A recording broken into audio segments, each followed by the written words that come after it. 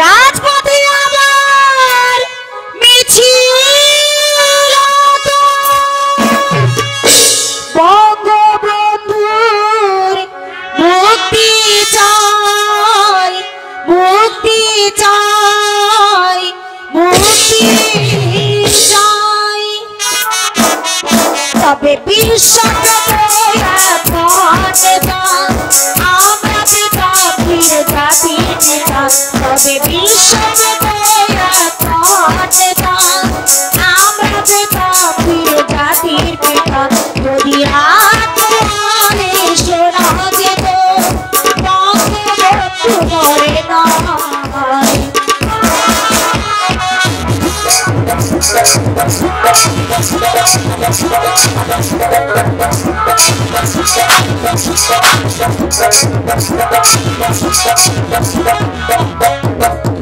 আছে বাঙালি তার সমতুল্য, ইতিহাস একদিন দেবে তার মূল্য। কে আছে বাঙালি তার সমতুল্য, ইতিহাস একদিন দেবে তার মূল্য।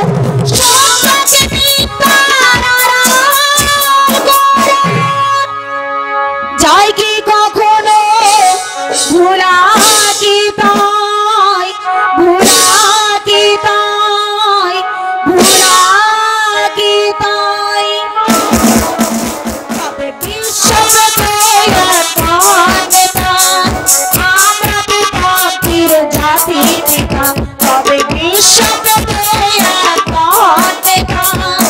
আমরা পিতা ফিরে জাতির পিতা। যদি শোনা যেত বঙ্গবন্ধু মরে নাই।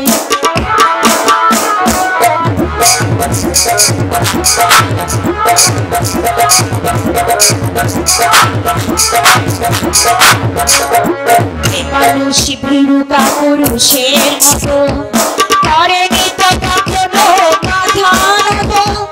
যে মানুষ ভীরুতা পুরুষের মতো করেনি তো কখনো মাথা নত।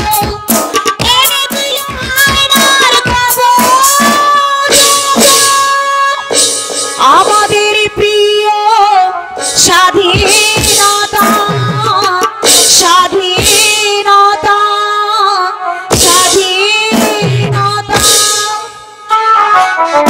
তবে আমরা পিতা ফিরে জাতির পিতা, তবে আমরা পিতা ফিরে জাতির পিতা। যদি আত্মহারে শোনা যেত বঙ্গবন্ধু মরে নাই।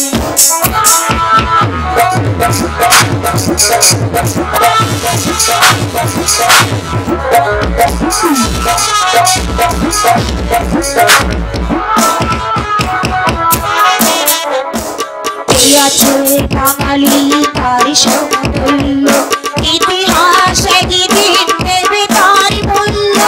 এই আছে বাঙালি তার সমতুল্য, ইতিহাস একদিন দেবে তার মূল্য। সত্যকে মিথ্যার আড়াল করে যায় কি কখনো ভোলা কি তাই, ভোলা কি তাই, ভোলা কি তাই। তবে আমরা পিতা ফিরে জাতির পিতা, তবে আমরা পিতা ফিরে জাতির পিতা। যদি রাজপথে শোনা যেত বঙ্গবন্ধু মরে নাই। যদি রাজপথে আমার মিছিল বঙ্গবন্ধুর মুক্তি চাই, মুক্তি চাই, মুক্তি চাই। তবে আমরা পিতা ফিরে জাতির পিতা, তবে আমরা পিতা ফিরে জাতির পিতা।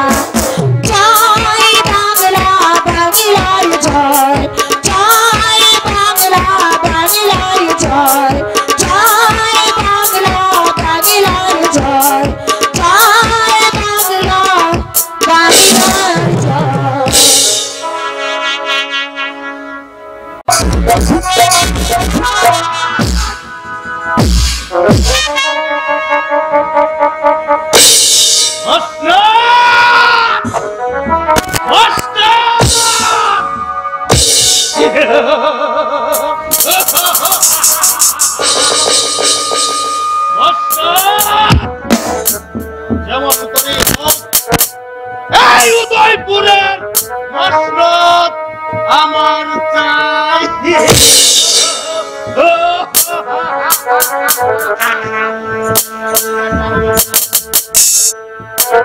মসনদ নবী বাদশাহ মশা, আমি তোমাকে মসনদ বসাচ্ছি চিরতরে।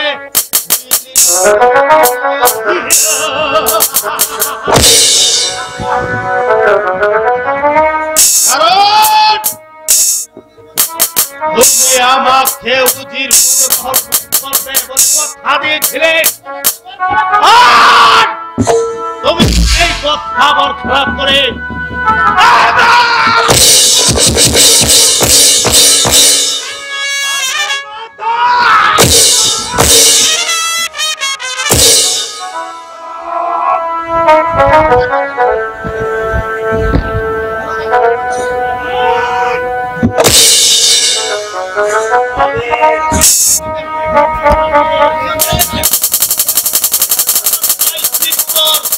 ফল ভোগ করব।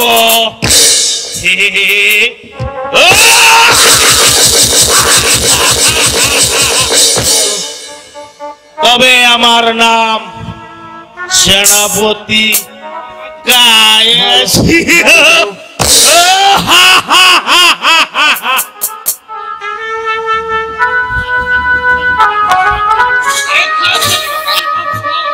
এসেছেন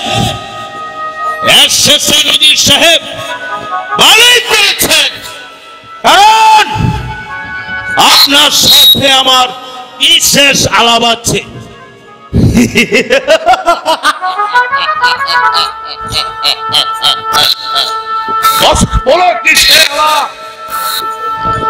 আমি শুনতে পেলাম আপনাকে নাকি উজির পদ থেকে বরখাস্ত করেছে, আর সেই জায়গায় বসাবে যা আপনার ছোট ভাই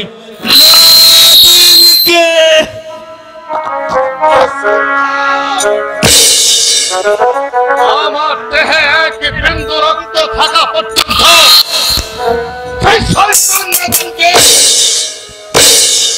কিছুতে আমি উজির পথে বহাল করতে দেব না।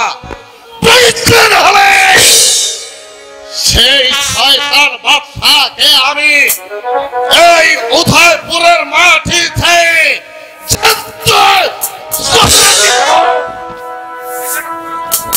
শোনো সেনাপতি, বলুন উজির সাহেব, তুমি শুধু আমার কথা মতো কাজ করে দেবে। বলুন সে কি কাজ? প্রথমত জাহাপনা ও তার ছোট ভাই নাদিমকে শিকারের পাঠাবার ব্যবস্থা করতে হবে। তারপর আমরা দুজন সেই বন মাঝে গিয়ে ওদেরকে করব নির্মম ভাবে হত্যা।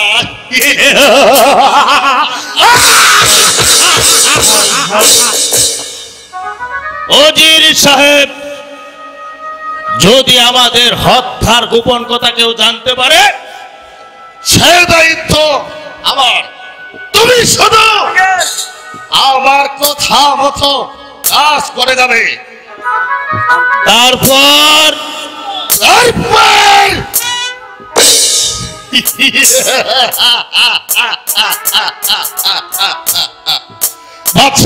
নাদিমকে হত্যা করে আমি এই উদয়পুর মসনদে, আর তুমি হবে আমার প্রধান উজিরে আজম।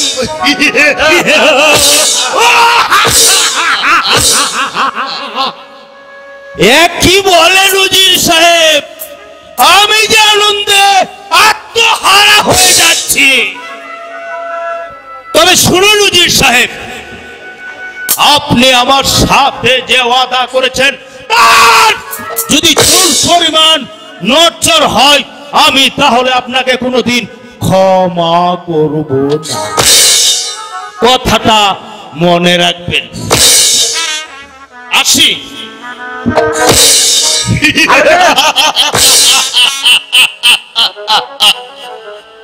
সেনাপতি কেশ, তুমি এখনো উজির ফিরোজকে চিনতে পারোনি। আমি শুধু কাঁথা দিয়ে কাঁটা তুলবো, তোমাকে আমি কলের চাকার মতো ঘোরাবো, কিন্তু বিনিময়ে তুমি কিছুই পাবে না। পাবে শুধু হাতে একটা ভিক্ষার ঝুলি।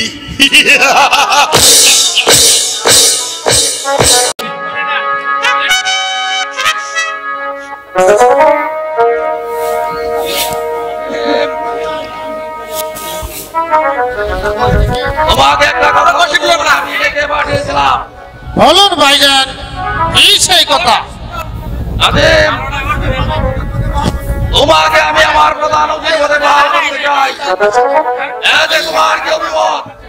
এত বড় দায়িত্ব না কি সম্ভব হবে ভাইজান?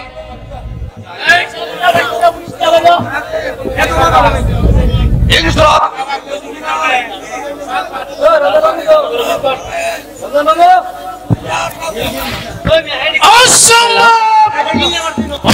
আমার ছোট ভাই এখনো জীবিত রয়েছে। আমার দেহে এক বিন্দু রক্ত থাকা পর্যন্ত ওই শয়তানের দল কিছুতেই ধ্বংস কামনা করতে পারবে না ভাইজান। আমার গায়ে যতক্ষণ পর্যন্ত শক্তি থাকবে ততক্ষণ পর্যন্ত কেউ আপনাকে ধ্বংস কামনা করতে পারবে না।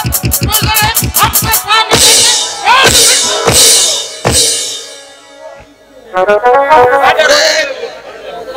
ওরে ভাই নাদিম, তোর মুখে এত মধুর বাণী শুনে আমার হৃদয়টা একেবারে জুড়ে গেল। এই পৃথিবীতে অনেক মানুষের ভাই আছে, কিন্তু তোর মতো ভাই আছে কয়জন? আর তাই তোর স্থান, তাই তোর প্রশংসা না করে পারছি না। আয় ভাই, আমার বুকে আয়। ভাইজান, ভাইজান, আপনি আমাকে কুলে পিঠে করে মানুষ করেছেন, আমার অসুখ হলে ডাক্তার ডেকে এনে সুস্থ করে তুলেছেন। তাই আমি যেন আপনার প্রাণ রক্ষার্থে হাসতে হাসতে প্রাণ বিসর্জন দিতে পারি ভাইজান। আপনি আমাকে আশীর্বাদ করুন ভাইজান, আপনি আমাকে আশীর্বাদ করুন। ওরে ওরে নাদিম ভাই আমার, তোর স্থান পায়ের নিচে নয়, তোর স্থান আমার বুকে।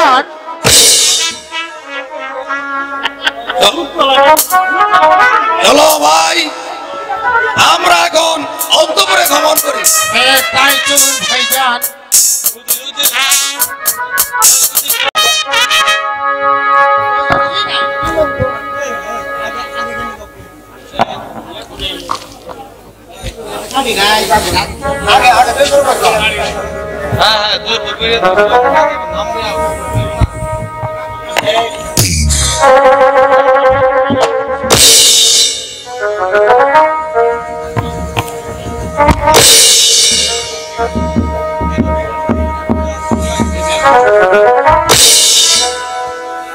কত পথ অতিক্রম করলাম ভাইজান, কোথাও একটি শিকার খুঁজে পেলাম না। ভাইজান, আমরা ওই পাশের বনটাতে যাই। নাদিম, তুমি একটু অপেক্ষা করো, আমি দেখি উজির সাহেবের সাথে কিছু কথা বলি। উজির সাহেব, আমি মন স্থির করেছি, দুদিনের জন্য আমি নাদিমকে নিয়ে হরিণ শিকার করতে যাব। তাই এই মসনদ আমি আমার ছোট ভাই নাদিমের কাছে অর্পণ করে যেতে চাই। আজ আপনার কি অভিমত? আহমদ শাহ, তুমি আমাকে উচিত পথ থেকে বরখাস্ত করে তোমার ছোট ভাই নাথিনকে উচির পদে বহাল করতে চাও, তাহলে কি আমার আশা কোনোদিন পূরণ হবে না? এই ভাবছেন অধীর সাহেব? হবে না। তবে আমি বলছিলাম কি, শিকারে যখন আপনি যাবেন আপনার একা যাওয়া ঠিক হবে না। তাহলে কি আপনি কি বলতে চান আপনিও যাবেন আমার সাথে হরিণ শিকার করতে? না জাহাপনা, আপনার দেহরক্ষী হিসাবে আপনি নাদিমকে নিয়ে যেতে পারেন। না ওজি সাহেব, আমি বলছিলাম কি, না না শাহজাদা, তোমার কিছু বলার নেই, তুমি জাহাপনার সাথে শিকারে যাবে।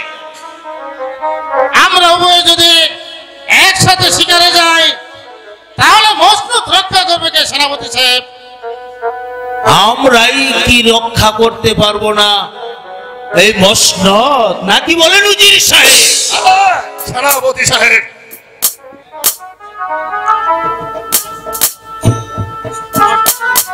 মসনদের লোভ লালসা আমি তোমাকে চিরতরে মিটিয়ে দেব।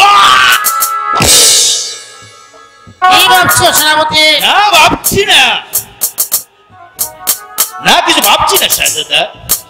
মাত্র দুদিনের জন্য শিকারে যাবে, আমরা কি রক্ষা করতে পারবো না এই মসনদ, নাকি বলেন উজির সাহেব? হ্যাঁ, আমরাই পারবো এই উদয়পুরের মসনদ রক্ষা করতে। তাছাড়া শাহজাদা নাদিম হচ্ছে আপনার একমাত্র আশা ভরসা। তাই নাসিমকে আপনার সঙ্গে নেওয়ায় অতি উত্তম। বেশ, আপনারা ওই যখন একমত পোষণ করেছেন তাহলে নাদিমকে নিয়ে আমি শিকারে যাব। অধীর সাহেব, আমরা শিকার থেকে না ফেরা পর্যন্ত এই রাজকার্য পরিচালনা করবেন আপনারা। এ নিয়ে আপনাকে ভাবতে হবে না, যাবো না, আমি ঠিক মতো পরিচালনা করবো এই রাজ্য। প্রয়োজন হলে আমি আমার মুখের তাজা রক্ত ঢেলে দেব। বেশ, আপনার কথা শুনে আমি খুব খুশি হলাম অধীর সাহেব। আপনার কাজের পরিচয় যদি আমি ঠিক মতে পাই তাহলে সদা সর্বদাই আপনাকে আমার পাশে রাখবো। এসব নাদিম, আমরা শিকারে যাওয়ার জন্য তৈরি হয়নি। তাই চলুন ভাইজান।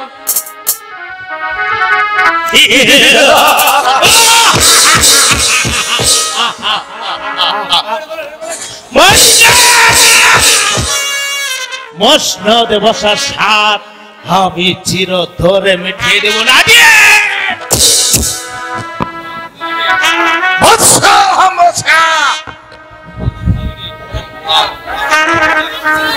তুমি এখন শিকারের নেশায় উন্মাদ। তোমার এই মসনদ রক্ষাতে জান দেওয়া তো দূরের কথা, তোমার প্রাণটা এখন আমার হাতের মুঠোয়।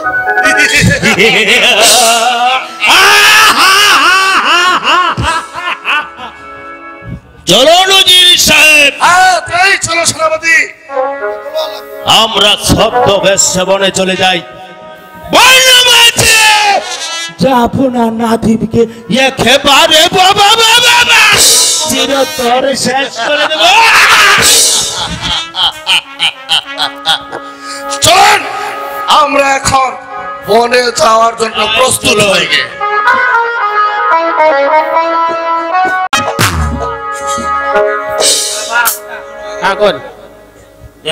ভাইজান, আমরা কত পথ অতিক্রম করলাম, কোথাও একটি শিকার খুঁজে পেলাম না। চলুন ভাইজান, আমরা ওই পাশে বন্ডাতে চলে যাই। একটু অপেক্ষা করো নাদিম, আমরা এ জায়গায় একটু বিশ্রাম নেই। তারপর বেলা পাটি পড়লেই আমরা শিকারের উদ্দেশ্যে রওনা করবো। ওই ওইটা একটা হরিণ দেখা যাচ্ছে, আমি ওটাকেই প্রথম শিকার করবো, ওটাকে। এই ব্যাপার সন্ধ্যা প্রায় ঘনিয়ে আসছে, কিন্তু নাদিম এখনো ফিরছে না কেন? তবে কি হরিণের পিছু পিছু অনেক দূরে চলে গেছে?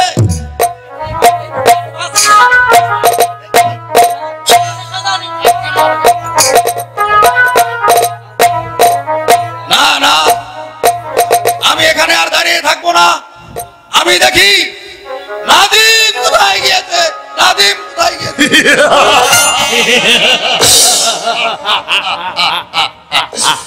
নাদিমকে আর কোনোদিন পাবে না। এই, কে তোমরা? আমরা তোমার জব। তোমরা এখানে কি চাও? তোমার চাই। খামোশ শয়তানের দল, প্রাণ নেওয়ার মালিক হচ্ছে একমাত্র আল্লাহ। যদি আল্লাহ আমার সহায় থাকেন তাহলে তোরা আমার কিছুই করতে পারবি না। দেখি দেখি তোমার আল্লাহ কি করতে পারে, কিভাবে তোমার পান্তা লাগছে। বন্ধু, তোমার কাজ তুমি সেরে ফেলো। শয়তান,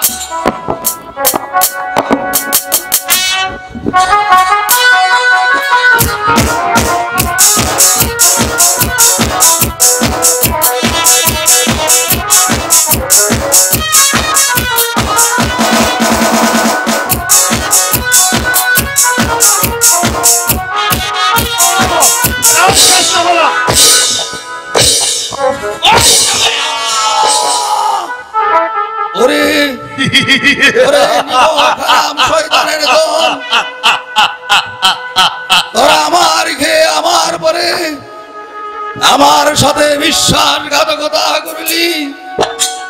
এমনি ভাবে তোদেরকে একদিন প্রাবের প্রায়শ্চিত্ত ভোগ করতে হবে। তুমি এখন শুধু সেই দিনের অপেক্ষায় থাকো। এই বন মাঝে আল্লাহকে স্মরণ করো। সেনাপতি, শয়তান নাদিমকে এখন শেষ করতে হবে। চলুন।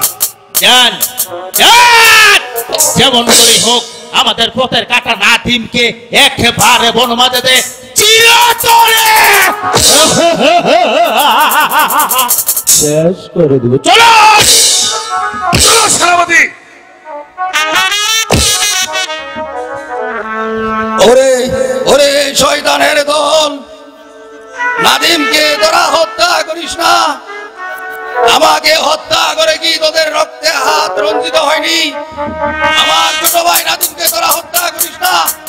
নাদিম, ওরে ভাই নাদিম, তুই এখান থেকে অনেক দূরে চলে যা। ভাই নাদিম, তুই এখান থেকে অনেক দূরে চলে যা।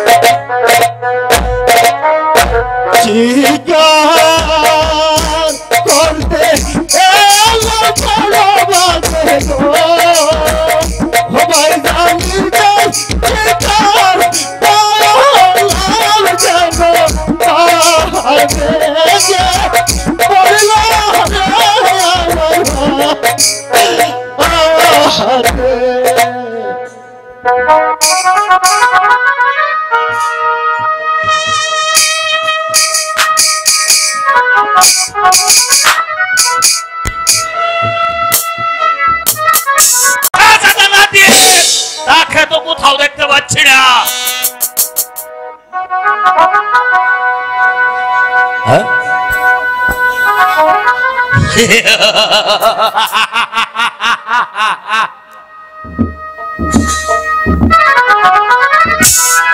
কি কারা যেন আমার নাম ধরে ডাকছে? তবে কি ওরা আমাকে হত্যা করতে আসছে? আমি এখন কি করি? হ্যাঁ হ্যাঁ, আমাকে বনমাঝ আত্মগোপন করতে হবে, আত্মগোপন করতে হবে।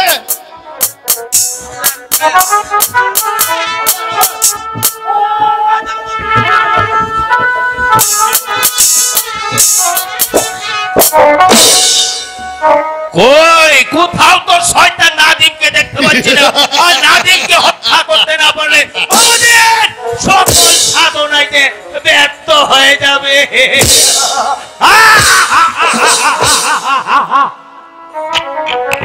আবতী যেমন করে হোক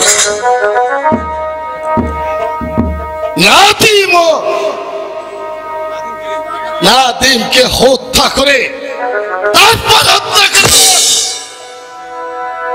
বেগম সাহেবাকে।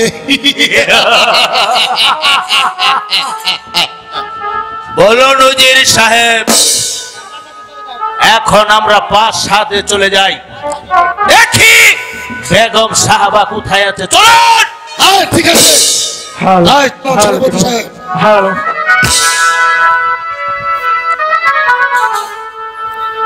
ও খুদা, কি হলো আমার ভাগ্যে?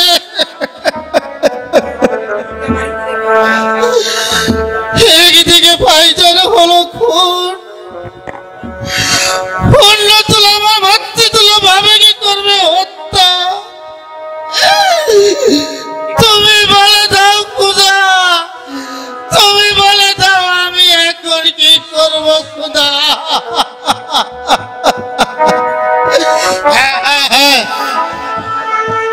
এই মুহূর্তে আমাকে এখন প্রাসাদে ফিরে যেতে হবে, তা না হলে আমার মাতৃতুল্য ভাবিকে বাঁচানো যাবে না, মাতৃতুল্য ভাবিকে বাঁচানো যাবে না।